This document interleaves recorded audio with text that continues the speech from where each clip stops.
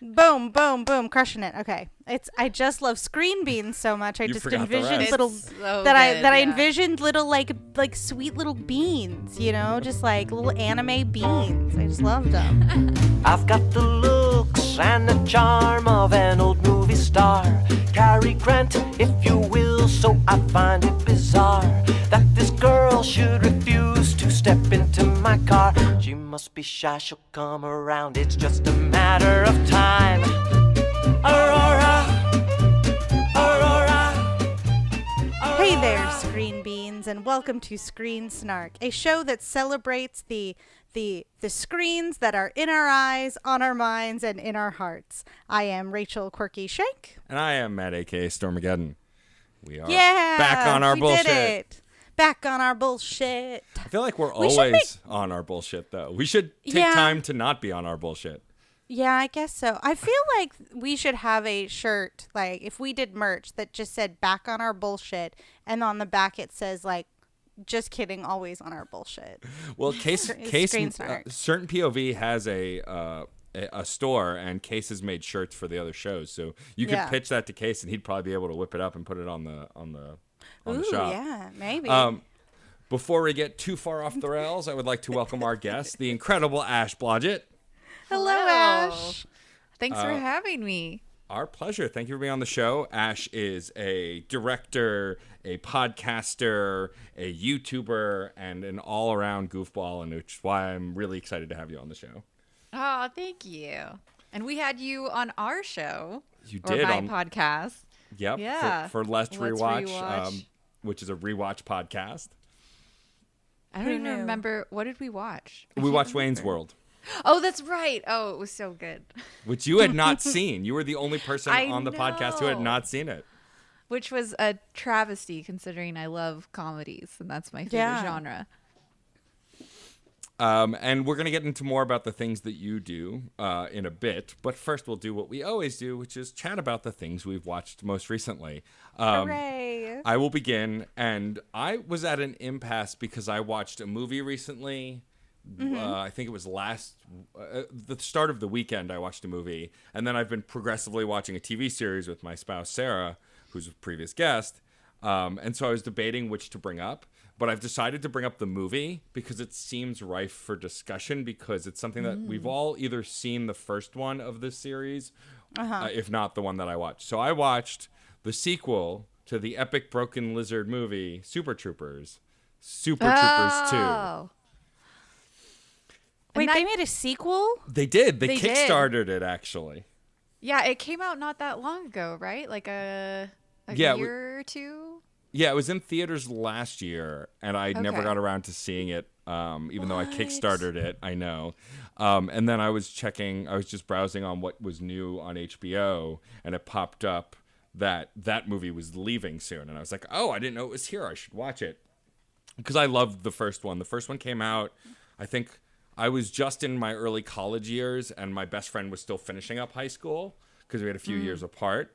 And so we went to the theater to see that movie, and it was just so dumb and pointless. It's so great. It's ridiculous. And like, it's all we quoted. Like the snozberries line, we quoted. The snozberries taste like snozberries. Like constantly. And then, of course the pulling Jim Gaffigan over and going right meow. Like all of that. Oh yeah. All of that totally. stuff, like we quoted it constantly, and I remembered loving it. And and I like the Broken Lizards guys. Two of them have a podcast together, and then they've done many other movies, which I've enjoyed. I loved Club Dread. I loved Beer Fest. Like they're all just really dumb movies that kind of warm my heart. And so I was excited about this one because this was the first one that got me into them, and so I was excited for the sequel. Also, because I just really love the cast, and I was looking forward to seeing what they did with it. And I will say, from a story perspective, it is predictable from A to B, more or less. But the cast, like Rob Lowe plays the mayor of a small Canadian town, and his Canadian accent is so bad. It's amazing. And then so the story of the movie. Is it like intentional though? Like is it intentionally bad? Oh, okay. So the story of the movie is, for those who have not seen the first Super Troopers, super trooper, the highway troopers eventually end up uncovering like this big conspiracy and like getting fired and then getting rehired as regular policemen at the end of the movie. So they still have their jobs.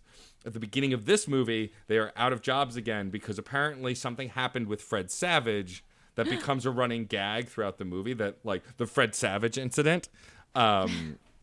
And they lost their jobs. And so so then Mayor Linda Carter, because You're Linda so Carter, invested already. I know. I'm just worried.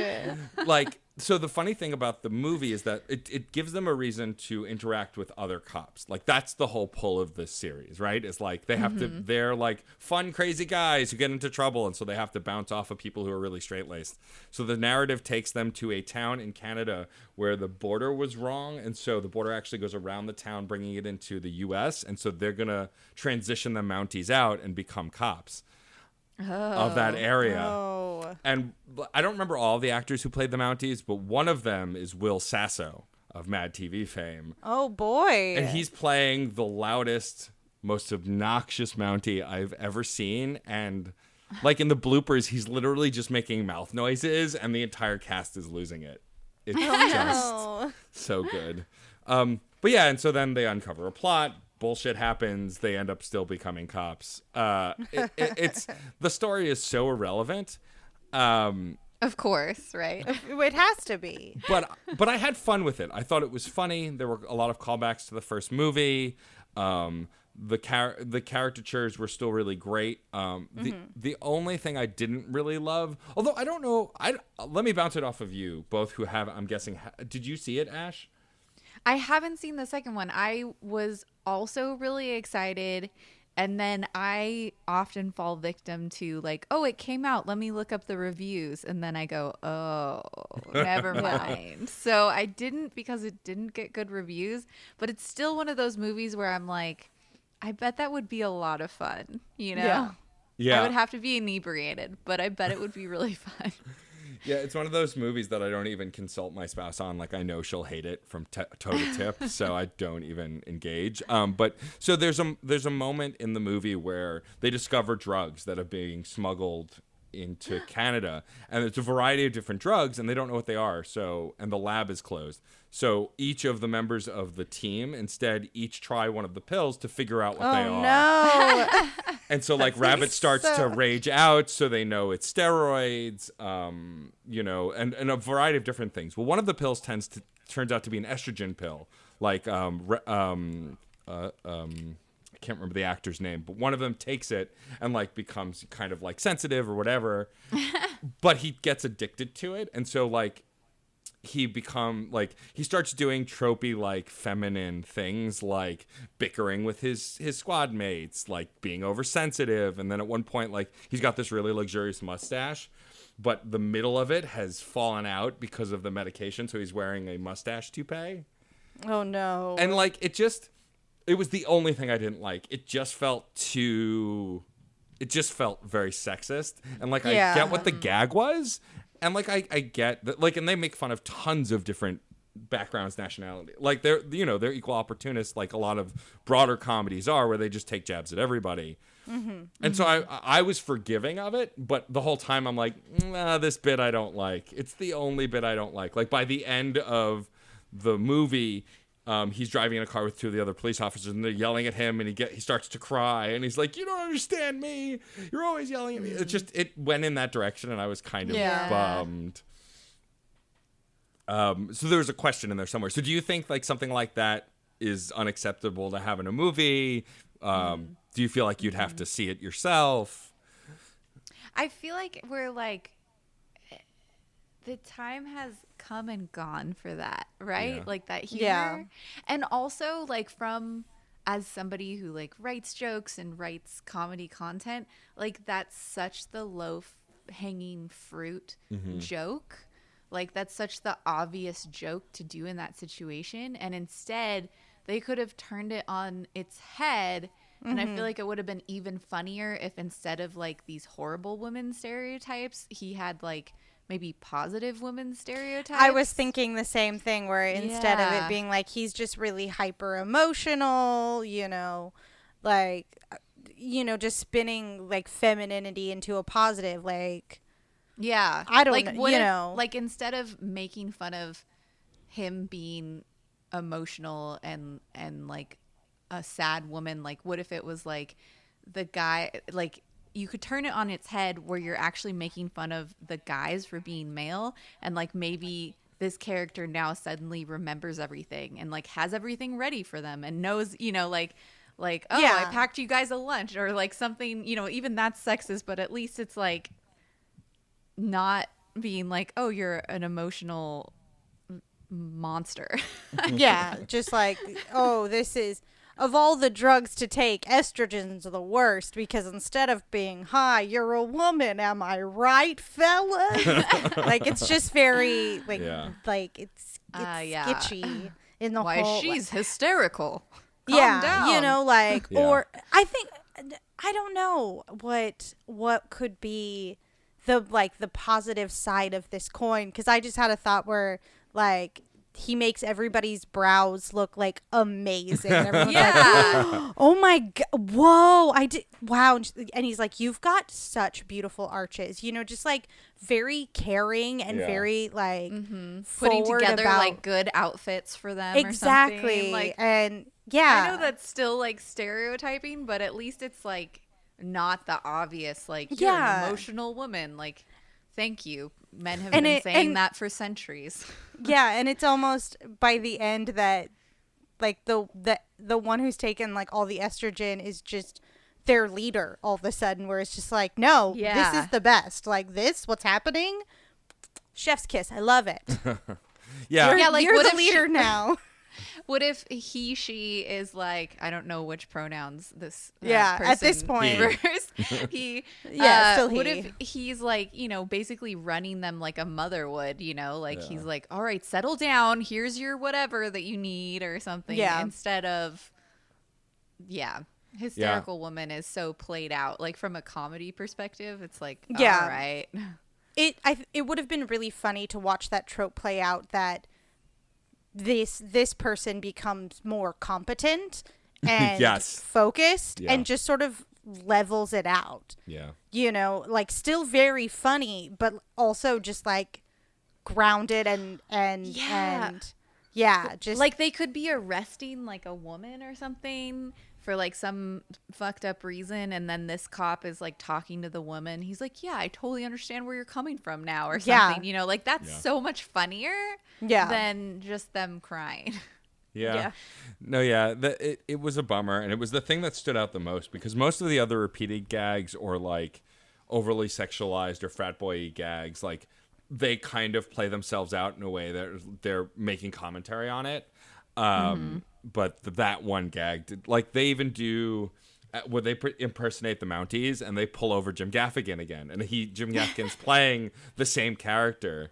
And he's like, That's great. And like he's like, oh, I remember you guys. You guys kind of kept meowing at me. I remember that. And like the two officers who were the same two in the first movie were like, do you remember him? I don't remember him.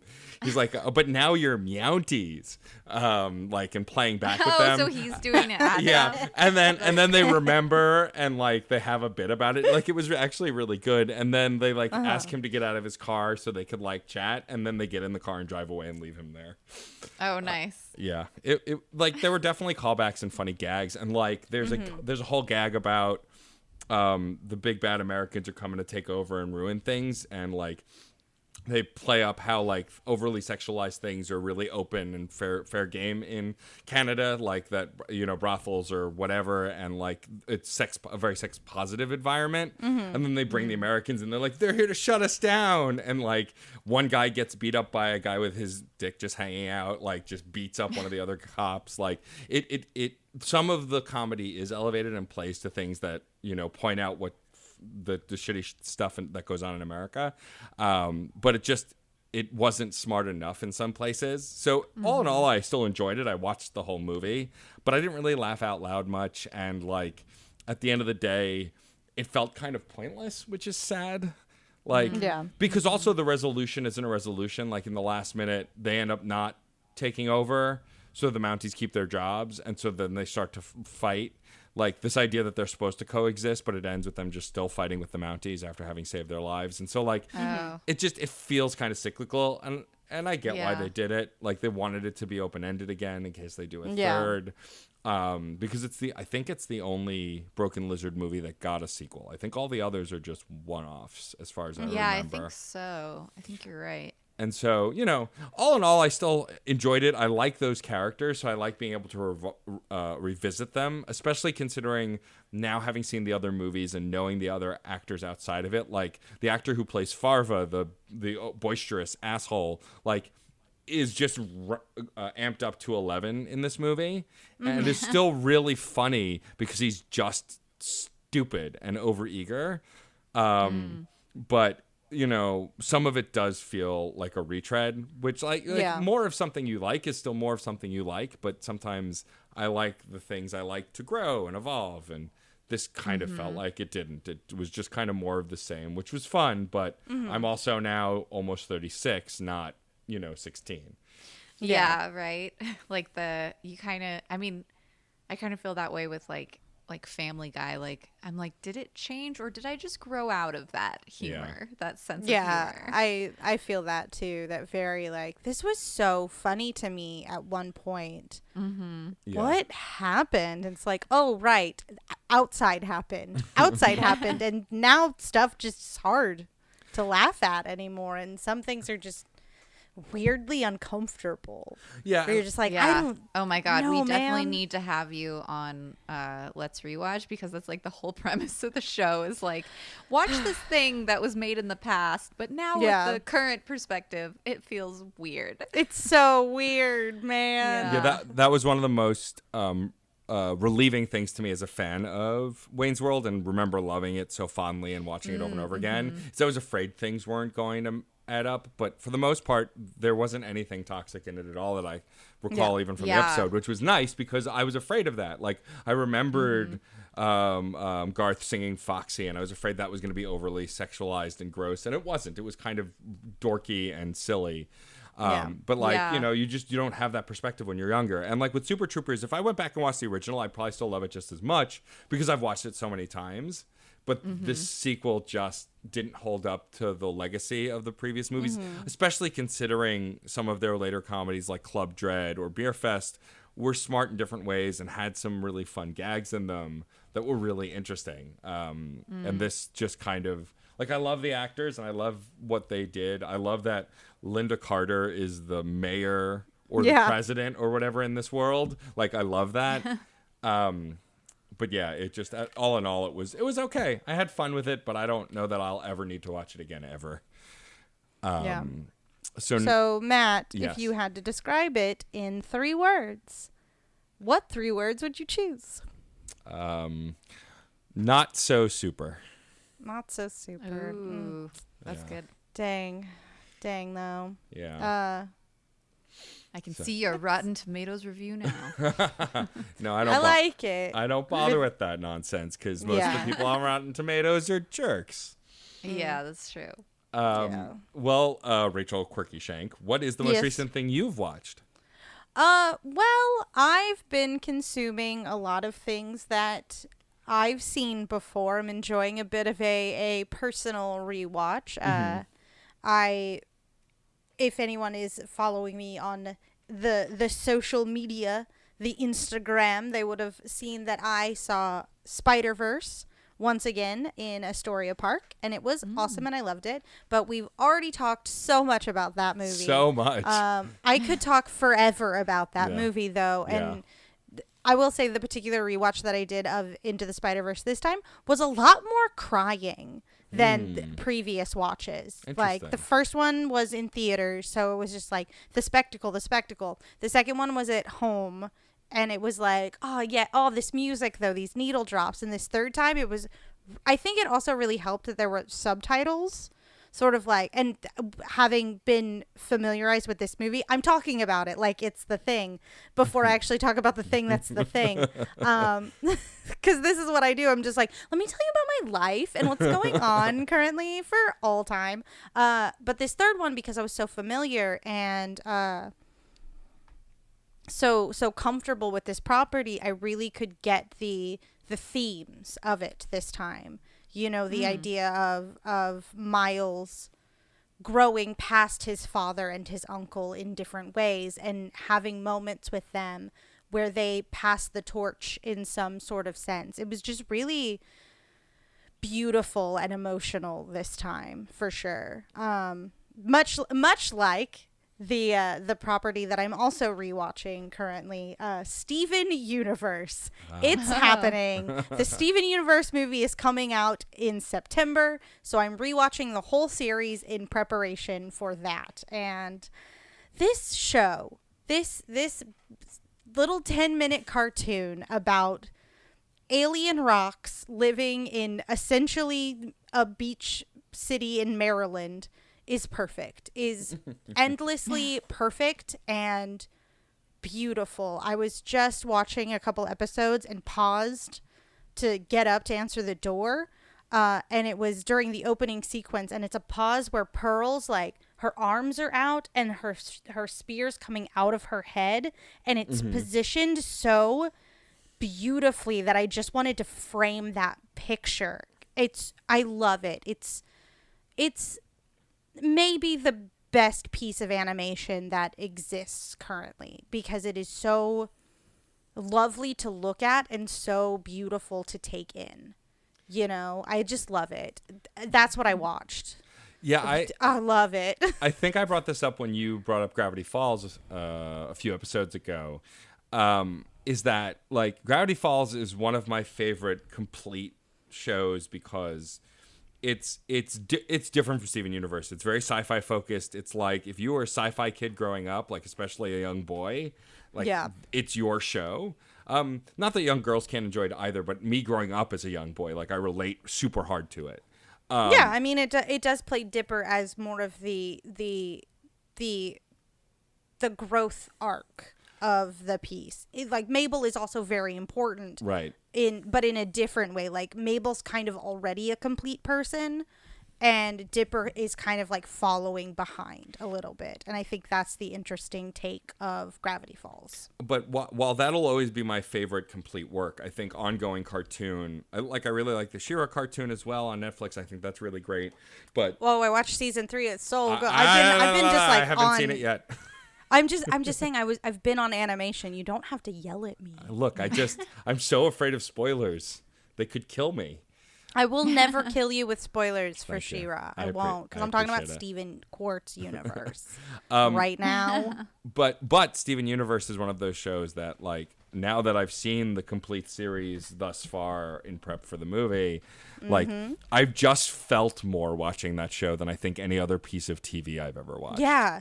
Oh, and I feel this is probably my third rewatch of this, and this is the first time I've rewatched it with every episode out, you know, and sort of like this big picture story is pretty much done, because like the next piece is 2 years in the future. Yeah, you know, so like this is a cohesive thing and a story that has a nice ending that you're like, oh, I could leave it there and that's it. But because of all of that and the big reveals of the last sort of like mini arc of the series, just changed the watch this time, like for this one. Yeah. Oh, it just, because they knew every step of the way of what everything was, and those moments when you're like, that's where they dropped that clue. Oh my god. And it changed this dynamic of two characters that you thought you understood on one level and didn't understand on another level until you find out more, and then it just, the whole thing just, oh my gosh. I don't know how they did it, but they did it so good that I can't believe that this is technically a piece for children. Right. Ash, have you seen any Steven Universe? I'm sorry, I haven't seen any of those things. I know of their existence. Yeah. I haven't seen any of them. I've been told that I need to see them. But the one fun fact that I can say is that I've actually done a shoot with one of the voice actors from the new She-Ra. Ooh, oh, yeah. Cool. Very cool. Keston John, who plays Hordak. I'm sorry. Hordak. Hordak. Okay, Yeah. Hordak. Yeah, I did a little shoot with him, which was really fun. He's a cool guy. That's very cool. That's super awesome. I just wanted to make sure I asked before me and Rachel continued to gush incessantly about the show that we love. I'm sorry. I could live forever talking about that. Again, I could talk forever about Into the Spider-Verse and Steven Universe, just like two verses that one great feel. Two great verses, Yes. one great feel. There it was. I wrote that. TMT. If you guys want to nerd out about Steven Universe, you should definitely have Brett on because he loves both Steven Universe and She-Ra. Oh, nice. So he would nerd out with you guys for sure. Well, you got to Yeah. meet him first, though. Yes. Very true. I mean, It's okay. That's I love meeting people for the first time on my podcast. I mean, I have planned to individually have each of you on from Let's cool. Rewatch, and then maybe Yeah. do like a group So I'm thing. not special. Yeah, I mean, you're see. special Well, because you were are first. special because you're first. Yeah. You Oh, are okay, good. you. Good. You are the YouTube comment section that doesn't suck. You're first. Okay. You were the clear and present first choice, which I know is going to make Pat cry, but he can suck it up. Oh. But yeah, like I think what's really important about Steven Universe and why I think you would for sure like it, Ash, among a number of reasons, is because the comedy in it. The comedy in it is so artistically done because 90% of the comedy leads to drama and even sadness. And like even in the final season when the stakes are really high, I say final season, the most recent season, because who knows? The most recent season, the stakes are so high, and yet there is at least a third of the season where the hijinks ensue and there's still some comedy and still room to laugh. Oh, and, fun. And rewatching it recently, living in the constant state of what we live in here in the US, like it was a really awesome reminder that you can still laugh even though shit sucks sometimes. Yeah, Oh, yeah. even when it's dark and scary and you're on a spaceship, you don't know what's happening, but you can laugh and help, like and learn Yeah. something really important, not just in like the platitudes spoon fed to you, but like that deep lesson or that deep understanding of someone in your life. Like you learn something new about your family member that just changes things. Oh, I love it. I love this show. I can't stop thinking about it. I'm getting real Midwest about it too, so it's real.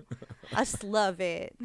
And that's what I love about comedy in general is, and it's funny because like I always say this even though it sounds ridiculous, but like people don't take comedy seriously, but like comedy is so impactful. I mean, just think about like the Great Depression and like people turned to comedies and movies because they were going through a hard time, and I feel like we're also going through a hard time as a nation again, and people need that comedy content. I think that's why people like gravitate to like, for example, The Good Place, because it just gives you that wonderful like fuzzy feelings of like, oh, things can be okay. Yeah, even in the midst of just no spoilers, but Yeah. in the midst of the afterlife and its myriad effects, just that still that holding on to that kernel of light in the darkness. I think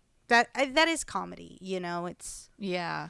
Well, I often find also my favorite comedy shows, my favorite episodes of those shows are the more dramatic arcs. Like one of my favorite shows that Rachel is aware of, Scrubs, which I talk about all the time.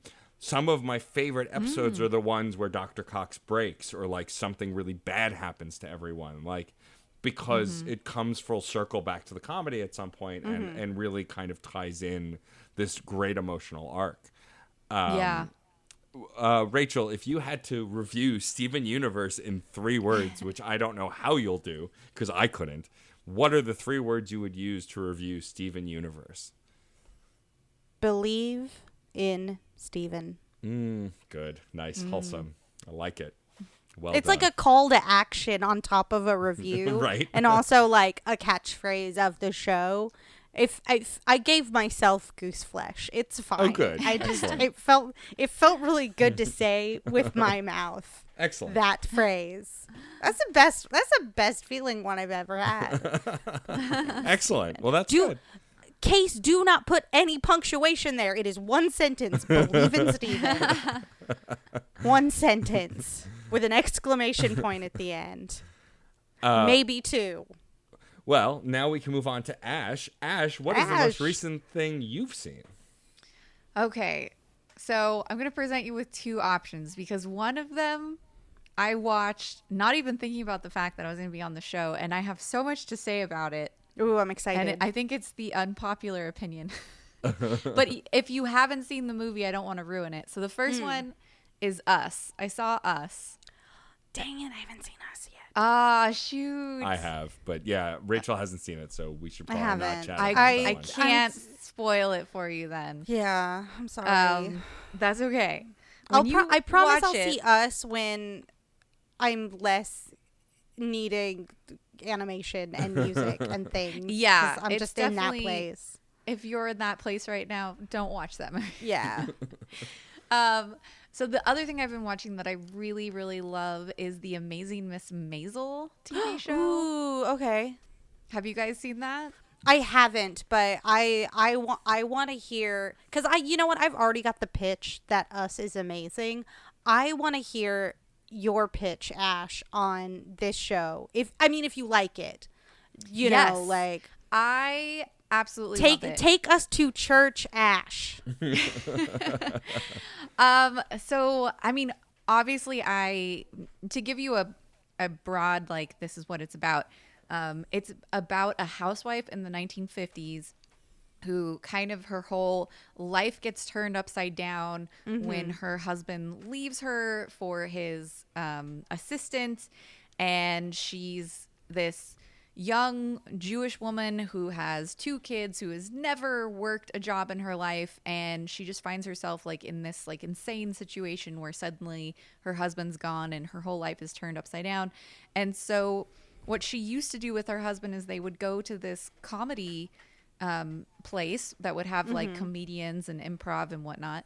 And so she gets really shit-faced and goes up there and does stand-up, and it turns out she's really fucking good at it. Yeah. Yeah. And so the whole show is about her navigating life and trying to become a stand-up comic, but also it's the 1950s and women weren't really allowed to say a lot of the stuff that she's saying. So it's a very I would definitely say she's a feminist. Yeah. But she also still likes being a housewife, which is interesting, you know, but it's also the 1950s, so I don't know. You know, that was the 1950s. And so it's really interesting. Like, the show is just so beautiful. Like, visually, just aesthetically, the period piece is like perfect. And it's in New York in the 50s. And so you've got like these classic cars and people are wearing like 50s style vintage clothes. And it's just really done really well. Like, whoever does the wardrobe and the set design and all that for the show is amazing. And then it's also really fun because while I love comedy and I write comedy, I've never really done stand-up, and I've never really seen into the life of how you write stand-up. And so this show's really interesting if that's something that's ever interested you, because it kind of shows you the brutal process of becoming a stand-up comic. Like, you get to watch her bomb, you get to watch her succeed, you get to see her come up with jokes and process them into a format, and you see her like workshop them from kind of like what I was saying earlier, where it's like, okay, here's the lower hanging fruit joke, the obvious one, but here's a slightly better one. Oh, and here's the one that gets like the really, really good joke, the big laugh. So it's really good, and it's the guy from Monk is also in it, and he's just Tony Shalhoub. so Yeah. Tony Shalhoub. Yeah, thank you. He is so hysterical. He's just playing her Jewish father, and it's just so good. I will say that I I was kind of iffy the first 2 episodes. I feel like you got to get to episode 3. Episode 3 sold me. Yeah. Because I didn't really find the stand-up that funny in the first 2 episodes. But episode 3, the stand-up got really funny, and the jokes are really funny, and the characters start to be really quirky and unique and funny. And that's what really sold me. But like visually, the show is just so beautiful. Like the lighting is like, I feel like they even lit it like it was like 1950s glam, glamour style lighting to make everyone look soft and beautiful. So it's just really great. Nice. So I haven't watched it. I've seen bits and pieces, and like, so I know it's good, and I have to watch it. It's on the list with Stranger Things and Glow and everything else that I need to There's watch. too much Stranger consumable Things? media. So There's much. too much. Oh my gosh. But I've watched most of episode 4 because my spouse is in episode 4. Really? Yes. Oh, cool. There's a scene where a woman goes to buy a candy bar from the actress who's playing her manager, who becomes her manager. And my wife is the yeah. woman buying the candy bar. Oh, fun. Yeah, it's a fun Wow. scene where she gets to play, like, she gets the new manager's business card, and then she asks for it back because she only has one. It's a very Yeah. cute scene. And so that's my, Okay. the redhead in that scene is my wife. My Oh, wife. that's so Sorry. awesome. Oh my gosh. It just, I'm only sad that you did it before I did, Matt Storm. now that's gonna live in the back of my mouth for the rest of the episode. for And the once rest we're of done it. recording, I'm gonna shout it. but it was really cool to see, and like, it looks really good. It fell onto that list. Like, the priorities for me, because I'm a gamer first and like a music nerd second, and like TV and movies are big third. Like, I watch stuff to make sure I've watched stuff for the show to talk about, but also naturally I mostly only watch things with my spouse. And like right now we're watching Star Trek Discovery, Very and fun. we're watching a few other things together. But like, we're not neither of us are watching The Boys separately because we want to watch that together. She's already seen Glow and Miss Maisel, so that's why I'm watching them on my own. Stranger Things as well. And things on my own, I'm less eager to watch because my priority of content consumption as far as screens as well is I check YouTube first to see if there are any of my content creators have made anything new that I want to watch. And if that's not, then I'll go to some of the cable networks and log in, like for Adam Ruins Everything or Mythbusters or whatever else. God, I love Adam's Ruins Everything. Me It's too. so good. Such a great show. I love Adam Conover. And like recently I've been streaming on Twitch, and so I've been watching certain Twitch streamers too to like educate myself first on how to do better at it myself, but also because I'm more invested in it now that I'm part of that community. And so like internet watching is so much more the priority for me lately than actual appointment TV, that all of these amazing shows that I have to watch and nobody can believe I've not seen fall to the wayside. And Miss Listen. Maisel was one of them. Never feel bad when someone gives you the "how haven't you watched this thing? It's only on your list" look. Yeah. Know that they also have one. That's true. Like, That's true. That's their great shame.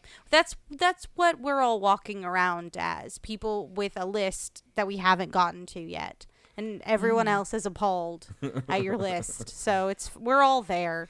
All the cool I people totally have imposter agree, syndrome. Except for the whole Stranger Things thing. You should really stop what you're doing right now and go watch it. Yeah, no, it's very, very good. Yeah, it's one of those things very also good. where like there's so much content to watch that I can't keep in my brain what I want to see. Like Oh my God, still yes. I still haven't seen Shazam yet, and I want to because I love Zachary Levi. I'm just a big fan of his, and I had the pleasure of meeting him a few times in real life, and he's one of those genuine people that, like, whether it's an act or not, who cares? Like, he makes you feel like you're super important and super present, and so, like, I have That's an extra cool. respect for him and an extra love of his work because I had that personal connection. However it was for him, it meant something to me. But I forgot it existed. And only until recently, I was like, oh shit, I still haven't seen that movie. I need to see it, because as soon as it's out of my periphery, I forget it exists. And that's Yes. also why I haven't caught up on my list, because like, yes, Stranger Things is a thing I want to watch. And every time Rachel and I talk about it, I'm like, oh yeah, I should go watch it. And then I forget. It just falls off out of my brain. You know, we're And I just feel we're like too busy the- making content to watch it. Yeah, that's definitely Right? a So problem. hard. Definitely. It's so hard to have a podcast or two. to. Yeah. I always Tragedy. tell people I'm the shameful filmmaker that doesn't go and see movies in theaters because I don't have time. Yeah. Before we get too far away from it, though, Yeah, we're skirting away. Farewell. what is your 3-word review of The Marvelous Miss Maisel? Marvelous must watch. Nice. Marvelous must. Ooh, Alliteration. love it. Ooh, these have been Thank very you. good. These have been very Yeah. musical today.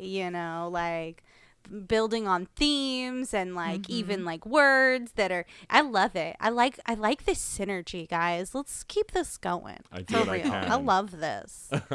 Well, let's divert and talk a little bit about Ash and all the cool stuff you work on. Let's start with, because I know you recently won an award for it, let's talk about Zombie Debt, the movie you directed. Tell us a little bit about the movie, the plot, and how the project Sure. came to be, so people can find it and enjoy it. Sure, yeah. So Zombie Debt is a short comedy horror film about how in the zombie apocalypse, student loan debt collectors will still try to collect your student loan debt. It's very great. It came about It's great. it came about because of course they would. yeah, my friend Rose Mesa, who's the writer producer, came up to me and she knew that I have a lot of experience with sketch comedy and making comedy shorts because of my YouTube channel Laugh TV. And so she came up to me and she said hey, I have this idea for a sketch, and she pitched it to me and I was like, that's brilliant.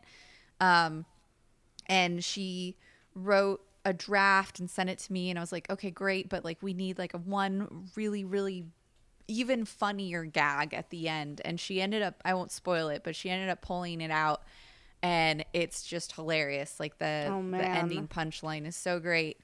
And so we shot it. Really, it was one day and we shot it at her house for very low budget, but because she's a producer at LinkedIn Learning, and because we're very connected with people who work in the video field, we were able to get a bunch of our friends who work in the video field to come work on the project for free or just a really discount amount, and we were able to pull it off pretty cheap. And then as we were shooting it, we were this is pretty great and it looks pretty good, because we had our friend Josh Vigatner come in and DP it, and he did an amazing job lighting and shooting it. And we were let's turn it into a little short film. So originally it was just going to be a sketch on Laugh TV, and then we're let's turn it into a short film and submit to film festivals and see where it goes. And so we hired a friend of mine to do this awesome animated ending credit sequence, which is really fun and just adds to the world, which is great. And then we started submitting to film festivals, and I think at this point we're at we've been accepted into 9 film festivals. Wow. I think we've been nominated for, I want to say I actually had all this information written down. We've been nominated, I want to say, for 5 awards, and we actually won 2 so far. We just won this past weekend. We won the Oregon Scream Week Horror Film Festival. We won Best Micro Comedy Horror Short. Very cool. Yeah. So it's been pretty awesome. Our next screening is actually at Dragon Con that's coming up here. That's awesome. Yeah, I'm very excited because I haven't been to Dragon Con. So it'll be a whole new experience for me. I've never even been to Atlanta, so that'll be fun. That's really cool. So if you're going to Dragon Con, we are screening Friday at 11:30 p.m. in the Horror 1 block. And then we are also screening on Sunday at 10 a.m. in the Short Shorts, because it's only 4 minutes and some odd seconds long. So it's pretty short. Cool. Yeah. That's awesome. And so you mentioned Laugh Stash TV, which I've become a loyal subscriber of and enjoy watching. Oh, thank you. So you do a lot of comedy shorts and like vlogs and even like YouTube tips that you link to and stuff. How did that channel come to be? Because like obviously you're a director, obviously you like comedy. Did you like obviously we asked Patrick Willems in the early episodes of this, like, did you set out to be on YouTube? And the answer is always no. But like, how did you get to YouTube? Like, what made you pursue a popular channel on YouTube and become that? Or is it just you started throwing shit to see what stuck? Well, I went to film school and I got a job at a e-learning company right afterwards, and I was a video editor and I was editing tutorials, and it wasn't really like the creative drive I wanted in my life. I really wanted to be I knew that to pay the bills I was going to be a video editor, so I studied video editing in film school. But I wanted to be a director, and I was really finding myself stuck in this editing job where I didn't see any progress of becoming a director or behind the camera or in that department. And so I quit my job to pursue doing YouTube because I had, with my student thesis film from film school, I had actually done the film festival circuit before. And I was really disappointed because I would go to these film festivals and there'd be like 10 people there to see my movie. And I just thought, well, YouTube, I could get a much bigger reach. I could build a fan base that then could maybe help support, me making shorts and whatnot. And so I quit my job to pursue that, which was super scary. Yeah. Because of the student loans that I needed to pay back.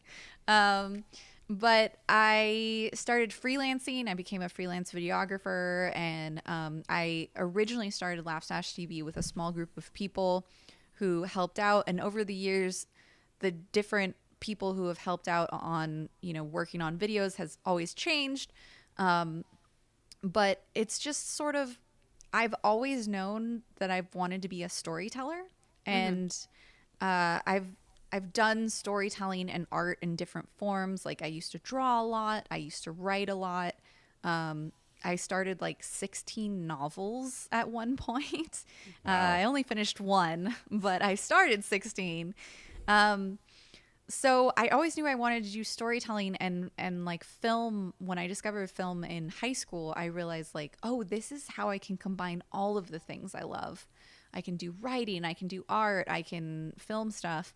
And when I graduated out of film school, I didn't really want to go work for a studio because I want to be like the Edgar Wright or the Tarantino, the person who is like writing their own stuff and making their own stuff. So I wasn't really interested in going and working, 12, 14-hour days for some studio and having absolutely no time to do what I wanted. So that's why I started freelancing and started teaching myself, because despite going to film school, I focused so heavily on writing and editing and directing that I did not learn anything about cameras really. And I didn't really know f-stops. I didn't really know ISOs or like, different camera lenses. And so I spent, several years being a freelance videographer and teaching myself how to do that so that I could just create the art that I wanted to create. Yeah. And then I was trying to follow. Are you guys familiar with Rocket Jump? No. At all? Okay, so Rocket Jump is Freddie Wong's YouTube channel. Oh, okay. Yes, I know Freddie Wong. Yeah. Okay. So I was kind of trying to like follow in their footsteps by like producing comedy. And when we started out, we had this goal of trying to make one short comedic video a month. And it's just the amount of work that goes into a video is so crazy that it just wasn't really attainable. So that was when I started shifting and doing more comedy related shows like I would do the Hunger Games is the cooking show that I used to do, and then I used to do Let's Drink with Brett, actually, from Let's Rewatch, which was like a comedy drinking show where we reviewed ridiculous drinks. So I've always tried to find ways to have comedy be a part of my creative expression, because it's always been very important to me to make people laugh, and I don't really know why. I just have this drive to do that and to tell stories. So yeah, that it sort of just came out of me that way, I guess. I like can't not, as my boyfriend will tell you, I can't not have like 5 projects going at once.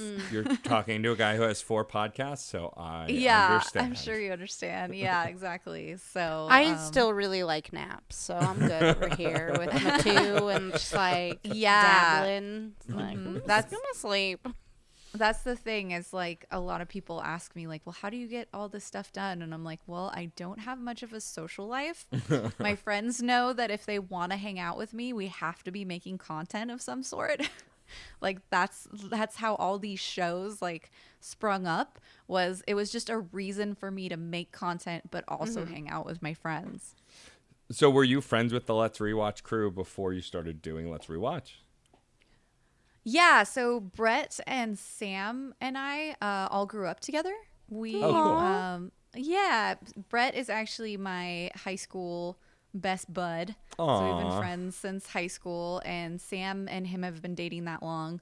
And so I've known them that long. And then our original co-host, Nick, used to produce stuff on Laugh-Sash TV. And I met him actually working at the e-learning company that I used to work at. And then Patrick, we met through, actually, it's kind of crazy how we met Patrick. Patrick reached out to me when Space Tripping was going to come out, his book. And he was like, I'm just a fan of, Laugh Stash. I'd love to like be on one of your shows. And I was like, you know what? Sure. Let's do it. And we ended up having him not on Let's Drink, because it was just like to produce those and everything is like a lot of work and takes a lot of planning. So we ended up having him on Let's Rewatch. So he actually was a guest on Let's Rewatch like way before he became a host. Oh wow. So what I'm hearing is that, guests are potential to become hosts. I mean, I like that transition. I'm just saying. There you go. Yeah, just get in line when Patrick retires or someone else retires. Look, I can't be as desperate and as needy as Patrick can. So like he's on it. He's got it. I wouldn't take that from him. No, I love Patrick. He's the reason that I know you guys and got into the podcast. Actually, well, actually, that's not true. I know of you guys through Case, who was a guest on the show. Yeah. And then I started listening after that. And then Case introduced me to Pat just via Twitter conversations. And that's when I then reached out to be a guest, because I messaged Case. I was like, this podcast is really great. Do you think I'd be a guest on it? He's like, yeah, I don't see why not. Just message them. And I did. And that's how it happened. And I was so excited. So maybe we're the desperate ones. We'll just take anyone. Well, yeah. I mean, the standard must be pretty low. Listen, you won't be desperate until you put me on the show, and then you're just like, we're out of impressive people. Rachel. Yeah, she's available, right? I'm always available. Girl, I'm always available. I'm not consuming passive media and sleeping. And so talk a little bit about Let's Rewatch. So I know the rule for it is that the movie that you're rewatching has to have been out for at least 10 years to deserve to be on Rewatch. Very cool.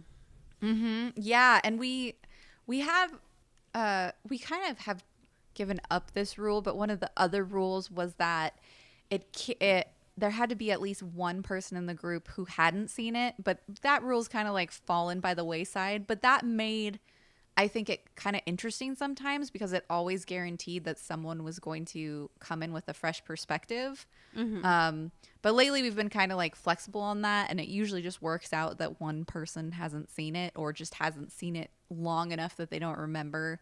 And then we had we like to break our own rules, where we had another rule where it couldn't be a movie that is universally considered good. So like you couldn't have The Godfather, or you couldn't Yeah. have Star Wars. And then we broke our own rule and we did every Star Wars. Amazing. We're not like super rigid on the rules, but the whole idea is to rewatch a movie that we loved in our youth and see if it still holds up to our modern day expectations. Because, you know, most of us on the podcast, like, I think we're all pretty much in our 30s ish, and or around that. And so it's a lot of like late 80s or early 90s films that we watched as kids. And it's quite shocking to rewatch those, and you're just like, oh my God, like, I can't believe they're fat shaming, or I can't believe they're being sexist, or wow, that comment was super racist. And it's like even stuff like The Goonies, where you're like, whoa, this movie has some shit in it that's not cool, you know, by today's standards. And it's really like shocking to watch it from a different perspective today. It just really, sometimes it kind of morphs the movie. And then it's also interesting when, you know, you kind of mentioned earlier, Matt, like about the first Super Troopers, like you can definitely see how people who have nostalgia for the film sometimes gloss over the bad parts, you know? Right. Yeah. Yeah, I think it's really every time I hear a podcast concept that is not one of the 4 podcasts I'm doing, I'm like, that's brilliant. Why the hell didn't I think of it? Which I feel like is just inherent in anyone who creates anything. Like every time you see something that you really like, you're like, that's brilliant. Damn it. But what I love about Let's Rewatch is like, having been a guest, is the way you ask people to engage, and the fact that you record the pre-watching the movie together. Then everybody pauses the recording or stops the recording. Everyone goes to watch it on their own. And then everyone reconvenes to talk after watching it. I think it's a great format because the reactions are super fresh. Oh, yeah. Yeah. We've talked, we might have done 1 or 2 episodes where we like didn't come back and immediately react to the movie. But we've definitely talked about how it works best that way, because you're just so fresh with the reaction. And also like I mean, the example I always bring up because it was so dramatic for Patrick and I was Boondock Saints. Like we both were so like digging ourselves a grave at the beginning of the episode, saying how much we love this movie and like it was great. Yeah. And it was such a like sharp turn, you know. It's quite interesting to see that, like, you know, people make predictions in the beginning and then just to be like, no, I was 100% wrong. This is garbage. Wow. Yeah, I always have that fear of revisiting stuff, or like the worst is when you're like, you say to a buddy who hasn't seen a thing, like, oh, you got to watch this thing. It's great. I loved it. And then you're sitting together watching and going, oh no, this is terrible. Now this person's going to believe that I'm this kind of way and I'm not anymore. And oh, God. Oh, boy. It's really, like, we used to watch the movies. We would all, like, get together and watch it in one room. And it's really interesting how, you know, one person's enthusiasm for a movie can really, like, make or break your impression of it if you haven't seen it before. And so now when we watch it in isolation, because we all don't live in the same cities anymore, it's interesting how, like, that I think brings actually a fresher perspective, because sometimes there's people like we watched Bring It On and Brett was just like dying. He hated it. And like the rest of us were like, it was great. And it's just interesting because you can have like that fresh perspective in isolation, though it was really fun watching it together at the same time. Sure, of course. Rachel, do you have any questions for our guest, Ash? I do have a question. How dare you? I indulged very, very briefly in some of the creations that you've made on YouTube. And this is going to be really silly. I was watching the cocktail lesson ones. Do you mix that? Like, did you come up with that recipe? Like I watched the Barb, and it was so beautiful and delicious. And I was like, all of this and a mixologist too, Brute? Damn, you know. I actually was like, Yeah, go ahead. Oh, go ahead. Oh, I was just wondering if you also mastered mixology on top of all of it. I really wish that I have. I mean, for Let's Drink, a lot of the times I was the one mixing the drinks, but for Let's Drink, I found recipes. But Cool. specifically for the Stranger Things ones that I did with my friends Natalie and Tara, Tara is a professional bartender. So dunk. Okay. Yeah, and so she came up with all those drinks, and she's just like amazing at just coming up with these great cocktails. Like, I basically went to her house and we spent a day getting day drunk, just like testing out ideas. It's amazing. Which was great because then, like, by the end of the day, we're like, oh fuck, what was that? What did we do? You know, like, man. what, this is really good. What did we put in it? But yeah, all of those ideas were hers, like, and they're brilliant. Like the upside down drink with the activated charcoal in it is like so cool. I wish I could take credit for that, but if you want more fun Tara stuff, Natalie and Tara both have a channel called Natalie and Tara Try Stuff, where they do more fun stuff like that. Yeah. Cool. That's great. Awesome. Yeah, no, Yeah. that was that like checked off so many boxes for me while I was watching. Nice. I was like, yes, yes, yes. Like, you give me such like lovely like early Rhett and Link vibes. You're just like so vibrant and like colorful and alive and so engaging. It was really delightful to watch because I've fallen into a wormhole on YouTube where I'm just watching leftist video essays. So like bringing you into the algorithm has been like a breath of fresh air. It was really nice. So thank you so much for that. Expect me to stream all your stuff while I'm at work. Oh, good.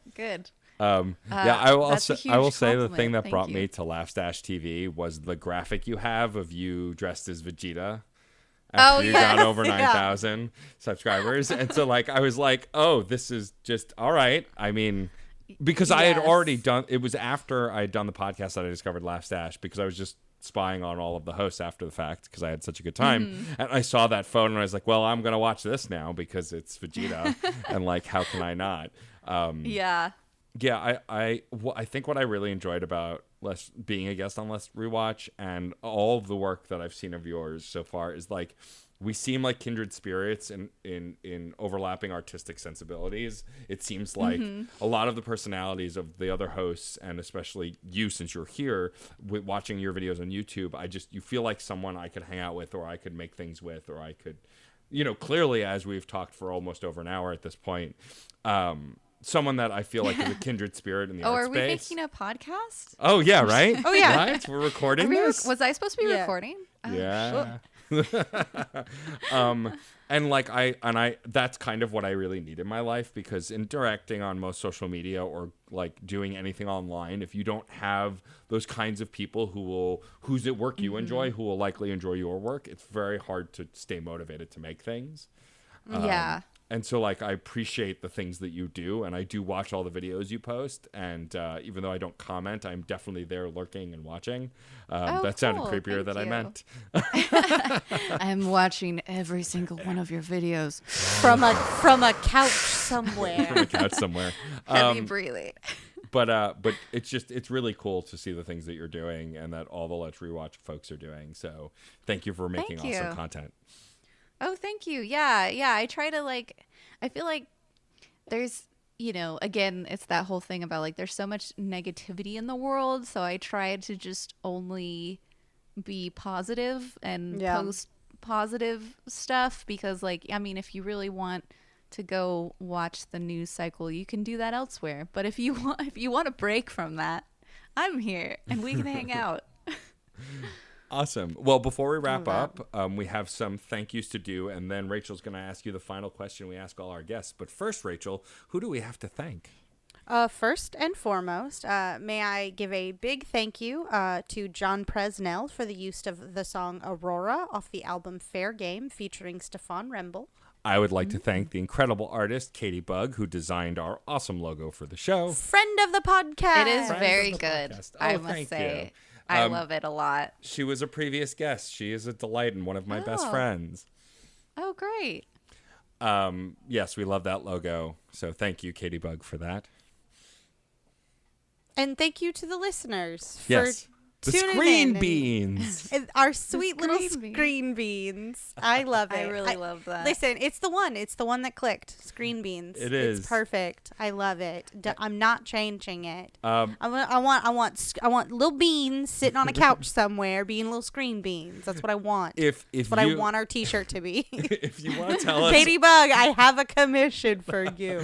if you have any opinions on the things we call you and more about the podcast, please go to the Apple Podcast app or Facebook or somewhere where you can write a review of the show, and please do so. I like to think we're a 5-star podcast, even though we're 2.5-star humans at best. Please Well, write. together, that makes Together five. we make a one whole 5-star review. Right, exactly. Well, please There write you us a go. review. It helps us to get featured and for people to see Thank the you. stuff we're doing. And yeah, you can check out all the stuff that we do and other podcasts at the Certain POV Network. Our collective mutual friend Case has a bunch of shows over there, as well as many other really nerdy stuff. Please go check it out. Like, I'm on a subscribe, few share. of his shows too. You are. Yeah. You just did a Tank Girl episode, which was awesome. I did. Yeah, it was whole really fun. Ouroboros of podcasting and getting together and nerding out over things. I love it. I'm in it. I'm feeling this. I'm feeling this vibe today. I'm Awesome. super here. That's excellent. Yes, and Discord. Did we mention the Discord server? We did mention not. it? We did not. I We don't have think one. we did, no. You know what? I remember. Certain POB has a Discord server, and I'm remembering this for the first time because I'm like never on it. But many others are. If you want Many to, others are though. It's great. It's if a you great want to time. chat about the different shows on the network, post obnoxious memes like Rob Starobin does. It's my job to just call him out on all of my podcasts at this point. Very good. Feel free to go there and hang out and chat with all of us. It's really a lot of fun to hear what people think about the latest movies, video games, and beyond on the Discord. So you can find a link to that at certainpov.com. Yes. Now to the question at hand.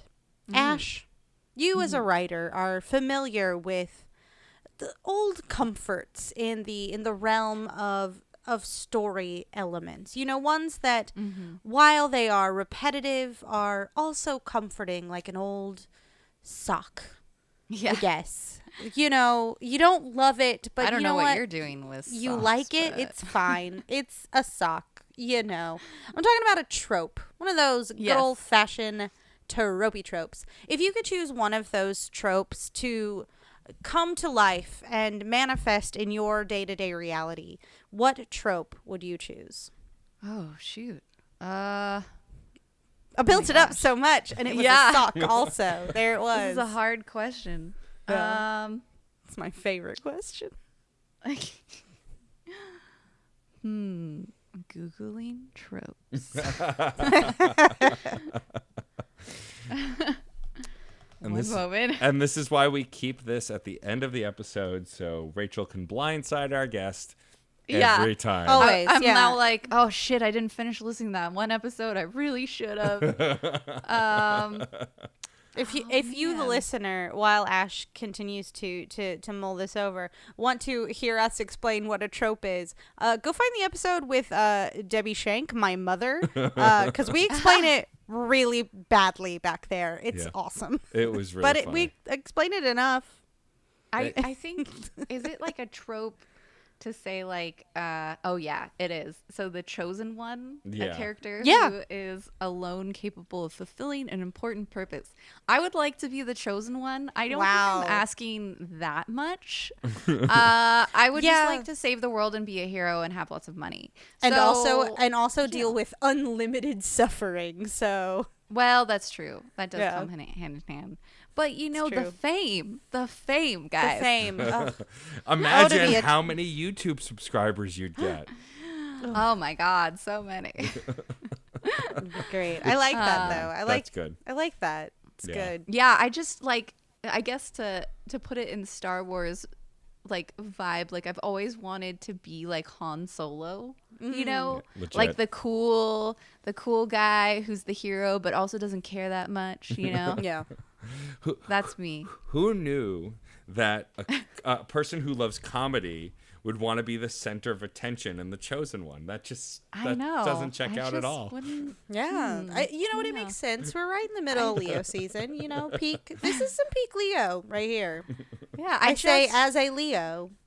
I just really want everyone to love and adore me. Is that asking so much? I don't No, think so. not at all.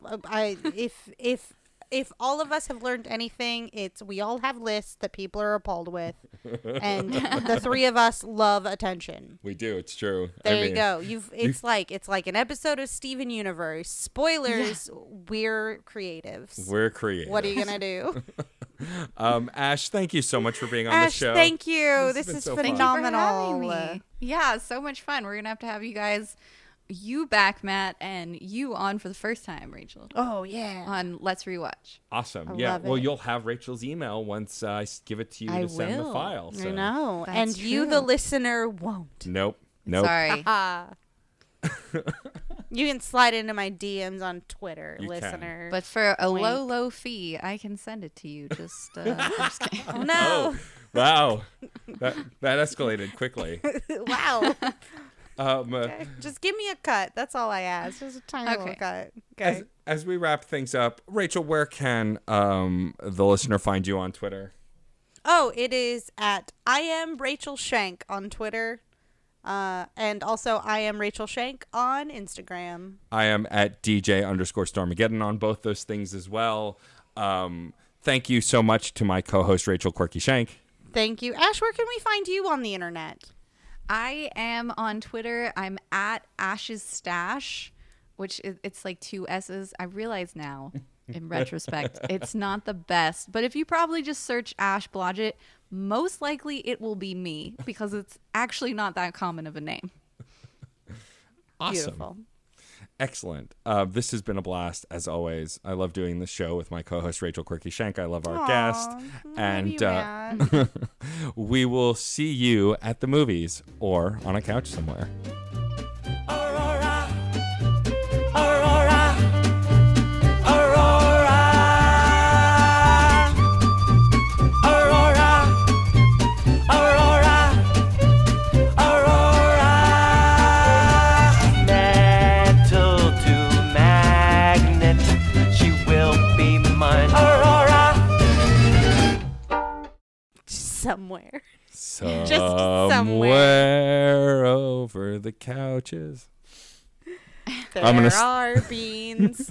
It's fine. There are beans on the couch I somewhere. feel like you need to make a pillow, a couch pillow of this That's a bean. screen bean. Yeah. Oh And yeah. Merch, man. Merch.